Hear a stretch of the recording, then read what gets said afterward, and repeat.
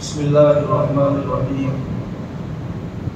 نحمده ونصلي على رسوله الكريم أما بعد أعوذ بالله من الشيطان الرجيم بسم الله الرحمن الرحيم إنا نحن نزلنا الذكر وإنا له لحافظون وقال النبي صلى الله عليه وسلم ما اجتمع قوم في بيت من بيوت الله يتلون كتاب الله ويتدارسونه فيما بينهم إلا حفتهم الملائكة وغشيتهم الرحمة ونزلت عليهم السكينة وذكرهم الله في من عنده أو كما قال عليه الصلاة والسلام.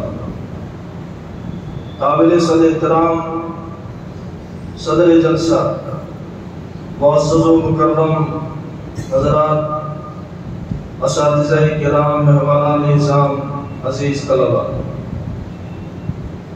خوشی اور غمی کے ملے جلے جذبات سے ہمارے دل لبریز ہے. غمی اس معنی کر کے ہے کہ ہمارا ایک معصوم سا طالب علم پرسوں اللہ کے قضا و قدر سے اللہ کو پیارا ہو گیا. اللہ تبارک و تعالیٰ اس مظلوم کو اعلیٰ دین میں جگہ نصیب فرمائے، ادارے کو اور ہم سبوں کو اس کے نعمت بدر نصیب فرمائے، اور ناگہانی آفات سے، بلیات سے ادارے کے ایک ایک فرد کی حفاظت فرمائے.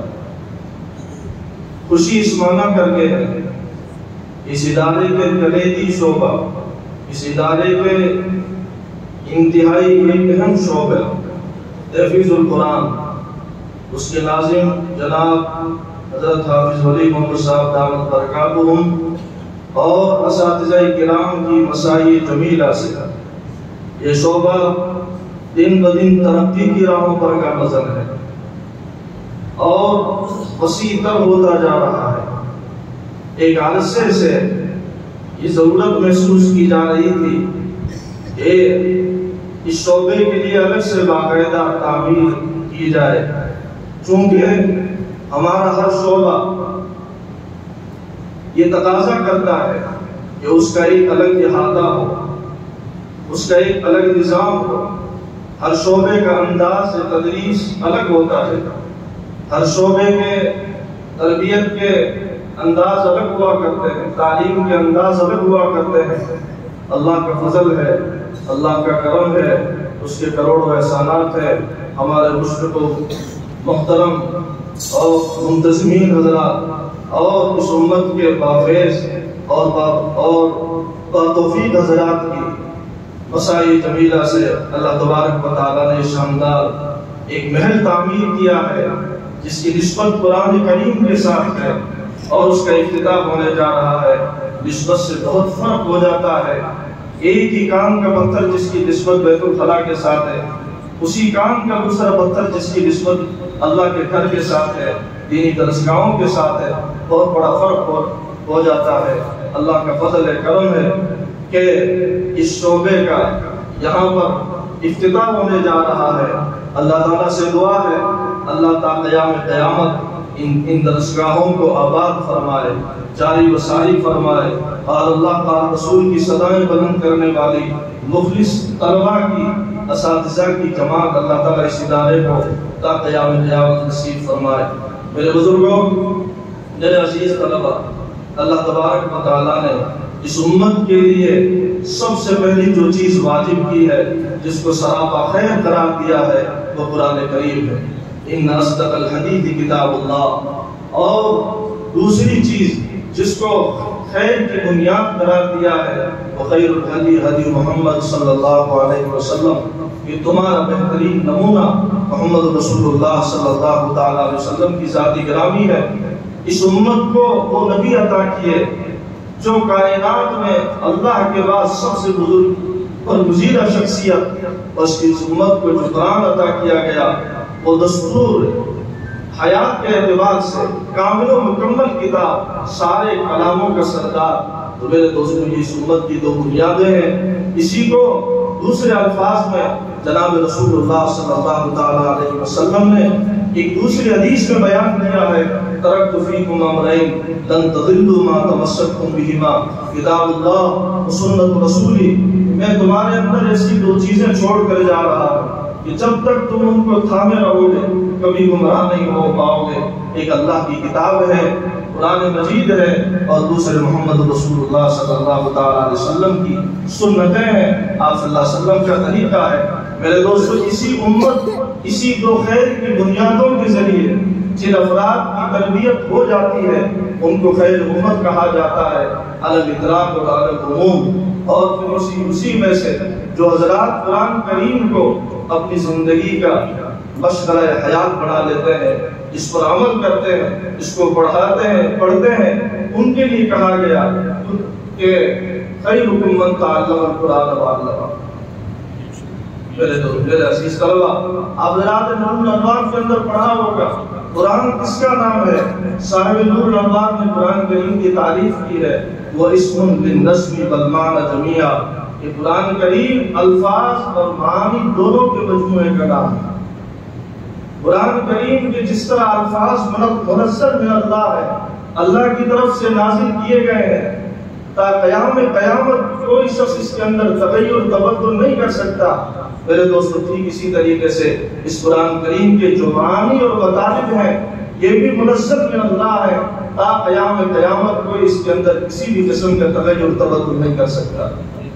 قرآن کریم کے الفاظ بھی محفوظ اور قرآن کریم کے معانی اور مطالب جو احادیث کہلاتی ہے میرے دوست وہ بھی محفوظ۔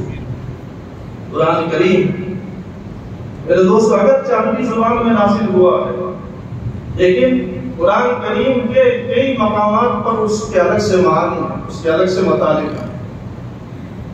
رسول کریم صلی اللہ تعالیٰ علیہ وسلم کی میرے دوستوں جو ذمہ داریاں بتائی گئی قرآن کریم میں، 4 ذمہ داریاں بتائی گئی۔ یتلو علیہم آیاتی، قرآن کریم کی آیات کو پڑھ پڑھ کر لوگوں کے سامنے پیش کرتے ہیں، ان کو اللہ کی طرف بلاتے ہیں۔ دوسری ان کی ذمہ داری قرآن کریم کے معانی اور مطالب کو بیان کرتے ہیں، اس لیے کہ میرے دوستو قرآن کریم کی آیات اپنی جامعیت کے اعتبار سے اور وسعت کے اعتبار سے سینکڑوں معانی اور مطالب کی محتمل ہے۔ احتمال ہے یہ بھی معنی ہو سکتا ہے، یہ بھی معنی ہو سکتا ہے، لیکن قربان جائیے میرے دوستو میرے آقا جناب رسول اللہ صلی اللہ تعالیٰ علیہ وسلم پر آپ نے کبھی یہ نہیں کہا کہ اس کے یہ بھی معنی ہو سکتے ہیں، اس کے یہ بھی معنی ہو سکتے ہیں، بلکہ مراد ربانی کو متعین کر کے کہہ دیا کہ اس کے یہ معنی۔ اس لیے کہ اگر مراد ربانی متعین نہ کی جائے، کسی قرآن کریم کے ذریعے لوگ کئی معانی اور مطالب اخذ کر لیں گے جس کی بنیاد پر گمراہی کا شکار ہو جائیں گے۔ اللہ تبارک و تعالیٰ نے جناب رسول اللہ صلی اللہ تعالیٰ علیہ وسلم کے قلب اطہر پر ان معانی کا القاء کیا، اور اللہ کے نبی پاک علیہ الصلوۃ والسلام نے میرے دوست امت کے سامنے معانی بدلائے۔ ابتداء جب قرآن کریم نازل ہو رہا تھا، آپ صلی اللہ تعالیٰ علیہ وسلم بھول کے خوف سے کہیں ایسا نہ ہو کہ قرآن کی آیات کو بھول جائے، جلدی جلدی اس کو رٹتے تھے۔ قرآن کریم کی آیت اتری، لا تحرک به لسانک لتعجل به ان علینا جمعہ وقرآن، کہ نبی جی آپ بھولنے کے خطرے سے قرآن کریم کی آیات کو جلد نہ پڑھیے، ہمارے ذمے ہے آپ کے قلب کے اندر اس قرآن کریم کو محفوظ کروانا، ہمارے ذمے ہے آپ کی زبان مبارک سے اس کو صحیح ادا کروانا۔ پھر اس کے بعد میں میرے دوستوں اللہ تعالیٰ فرماتے ثم ان علینا بیانا، ہمارے ذمے ہے اس قرآن کریم کی مراد کو متعین کرنا، اس کے معانی اور مطالب کو اس کو جو ہے کھول کر بیان کرنا، آپ کے سامنے آپ کے دل پر القاء کرنا میرے دوستوں ہمارے ذمے ہے۔ گویا قرآن کریم متن ہے، احادیث شریفہ میرے دوستوں اس کی شرح ہے۔ ان درسگاہوں کے اندر قرآن کریم کے الفاظ پڑھے جائیں گے تو وہ درسگاہ ہے کہ جو آپ حضرات کے لیے پہلے سے طے تھی، قرآن کریم کے ساتھ جن کا انتصاب تھا، تعلق تھا، جہاں قرآن کریم پڑھا جاتا تھا، اب انشاءاللہ انہی درسگاہوں کے اندر قرآن کریم کے معنی اور مطالب بیان کیے جائیں گے۔ جس طرح قرآن الفاظ کا نام، اسی طرح میرے دوستوں معنی کا نام ہے۔ مجھے یاد پڑتا ہے ایسا امام اعظم ابو حنیفہ علیہ رحمہ کا شروع کے اندر مذہب یہ تھا کہ نماز کے اندر اگر کوئی آدمی کوئی الفاظ عربی پر نظم عربی پر قدرت نہیں رکھتا، فارسی زبان میں اس کی تلاوت کر دیتا ہے، اس کی نماز ہو جائے گی۔ انشاءاللہ ان درسگاہوں کے بنانے والوں کو جنہوں نے اپنا قیمتی ذخیرہ قیمتی سرمایہ ادارے کے حوالے کر کے ان درسگاہوں کو بنایا تھا، ایسا نہیں کہ وہ دار اقامہ بنا دی جائے گی، بلکہ انشاءاللہ اسی قرآن کریم کے معانی اور مطالب وہاں بیان کیے جائیں گے۔ الفاظ بھی قرآن ہے، معانی اور مطالب بھی قرآن ہے۔ اس لیے کہ میرے دوستو، اگر حضور پاک علیہ السلام صرف الفاظ بیان کرتے تھے تو مراد ربانی کبھی متعین نہیں ہو سکتی تھی۔ نماز کے معنی دعا کر لینا، لغت کے اعتبار سے اگر کوئی آدمی دعا کر دیتا ہے تو کہا جاتا ہے، کہہ دیا جا سکتا ہے کس نے دعا کی، لیکن قرآن نے اس کے الگ سے معنی بتلائے، لغت کے معنی کو چھوڑ کر اس کے معنی کیا ہے الگ سے بتائے۔ زکات کے معنی پاک کر دینا، کوئی آدمی اپنے چہرے کو دھولے، ہاتھ کو دھولے، کہہ دیا جا سکتا ہے لغت کے اعتبار سے اس نے زکات ادا کر لی، لیکن قرآن کے زکات کے کیا معنی بتلاتا ہے ہم سب جانتے ہیں۔ میرے دوستو، شروع کے اندر جب روزے فرض کیے گئے اس وقت کا یہ حال تھا کہ جب رات کے وقت میں آنکھ کھلے اس وقت سے لے کر افطار تک روزہ، بعد میں تخفیف کر دی گئی، کلوا واشربوا حتی یتبین لکم الخیط الابیض من الخیط الاسود من الفجر، کھاؤ پیو جہاں تک کہ سفید دھاگا سیاہ دھاگے سے ممتاز نہ ہو جائے۔ صحابہ نے اس کی مراد سمجھنے کے اندر اجتہاد کیا۔ حضرت علی رضی اللہ تعالیٰ عنہ دو دھاگے، ایک کالا دھاگا ایک سفید دھاگا اپنے تکیے کے نیچے رکھ لیا۔ وہ اس وقت تک کھاتے تھے جب تک کہ کالا اور سفید دھاگا اس کے درمیان امتیاز نہ ہو جائے، اور ایسا کب ہوتا ہے؟ صبح صادق کے تقریباً 15-20 منٹ بعد۔ لیکن چونکہ مراد ربانی نہیں تھی، اس وجہ سے صحابہ کرام کے قلوب منشرح نہیں ہوئے۔ نبی کریم علیہ السلام کی خدمت عالیہ کے اندر یہ بات پہنچی، آپ نے فرمایا علی تم کیا کرتے ہو؟ حضرت علی کرم اللہ وجہہ نے عرض کیا کہ اللہ کے رسول میں ایسا کرتا ہوں۔ آپ مسکرائے اور فرمایا علی تیرا تکیہ بھی عجیب ہے، یہ رات اور دن دونوں کو اپنے نیچے چھپا لیتا ہے، خیط ابیض سے مراد دن ہے اور خیط اسود سے مراد رات۔ پھر آپ نے فرمایا اس سے یہ مراد نہیں ہے، صبح کاظم صبح صادق سے ممتاز ہو جائے اس وقت کھانا بند کر۔ تو میرے دوستو، قرآن کریم کے الفاظ بھی منزل من اللہ، قرآن کریم کے معانی اور مطالب بھی منزل من اللہ۔ اگر ایسا نہ ہوتا تو بہت خطا ہو جاتی۔ اور تیسرا میرے دوست، نبی کریم علیہ السلام کی جو ذمہ داری بتلائی گئی، حکمت عملی کر کے بھی دکھلانا، اعمال کی حیثیت کو امت کے سامنے کر کے بھی دکھلانا، اور اس کا حکم ہے صلو کما رأیتمونی اصلی، ایسے نماز پڑھو جیسے مجھے نماز پڑھتے ہوا دیکھتے ہو۔ چوتھی نبی کی ذمہ داری، میرے دوستو، اگر دماغوں کے اندر کجی ہو، دلوں کے اندر فطور ہو، صحیح معنی عرض نہیں کیا جا سکتا، صحیح معنی عرض کیا بھی جا سکتا ہے تو اس عمل پر جمع نہیں جا سکتا۔ اس کے لیے نبی کی چوتھی ذمہ داری کہ قلوب کی مجائی کرے، امت کے قلوب کو صاف کرے، ان کی جو ہے قلوب کا تصفیہ کریں، تاکہ معانی اور مطالب کو صحیح سمجھنے کے ساتھ ساتھ جو ہے اس پر مستقیم بھی ہو جائے، اس کو جم جائے، عملاً اس کو قبول بھی کر لیں۔ بہرحال میرے دوستو، بہت بابرکت ہیں، بابرکت درسگاہ ہے، اور آپ حضرات بھی بہت مبارک متبرک ایک طبقہ ہے امت کا، جن کی نسبت میرے دوستو اللہ کے کلام کے ساتھ ہے۔ میں نے حدیث پڑھی، اندازہ لگا میرے دوستو اللہ کے تمہارا کیا مقام ہے۔ اللہ کے گھروں میں سے جس گھر میں لوگ جمع ہو کر قرآن کریم کی تلاوت کرتے ہیں، اس کا سیکھنا سکھانا کرتے ہیں، اللہ تعالیٰ اس کے 4 انعام دیتے ہیں۔ رحمت ان پہ نازل ہوتی ہے، سکینہ ان پر چھا جاتا ہے، فرشتے اپنے پروں سے ایسی قوم کو، ایسے طبقے کو تھام لیتے ہیں، اور سب سے بڑا امتیاز یہ ہے اللہ تعالیٰ فرشتوں کے سامنے ان پڑھنے اور پڑھانے والوں کا ذکر خیر کرتے ہیں۔ میرے دوست، اس سے بہتر کیا ہو سکتا ہے؟ اس لیے آپ سے درخواست ہے آپ خوب اس میں لگیے، ان درسگاہوں کا ادب احترام کیجیے، قرآن کریم کا ادب احترام کیجیے۔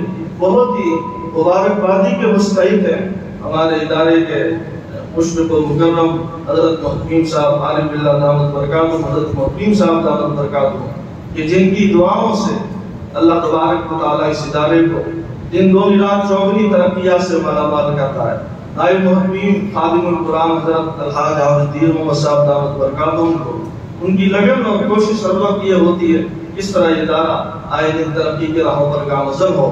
ادارے کے نائب محتمیم ناظم تعمیرات جناب حافظ عبید اللہ صاحب دامت برکاتہم کہ جن کے ذہنی اختراعات اور ایجادات سے یہ حسین قلعہ تعمیر ہوا ہے، اللہ تعالیٰ ان حضرات کی زندگیوں میں برکتیں نصیب فرمائے۔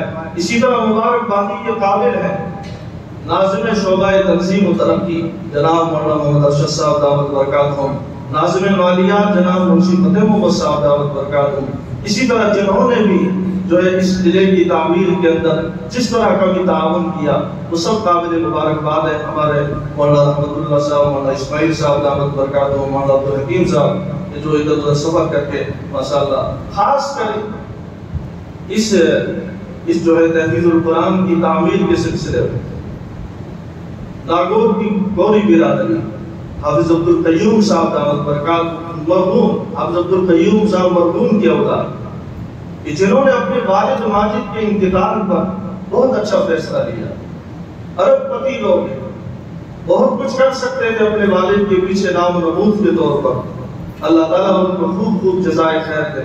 انہوں نے فیصلہ لیا کہ ہمیں ساری رسم و رواج سے اس موقع پر اپنے آپ کو بچانا ہے اور والد کے لیے صدقہ جاریہ کے طور پر قرآن کریم کی حفظ کی کلاسیں جا بجا قائم کرنی ہے۔ وہ لوگ یہاں آئے، اللہ تعالیٰ ان کو خوب خوب جزائے خیر دے۔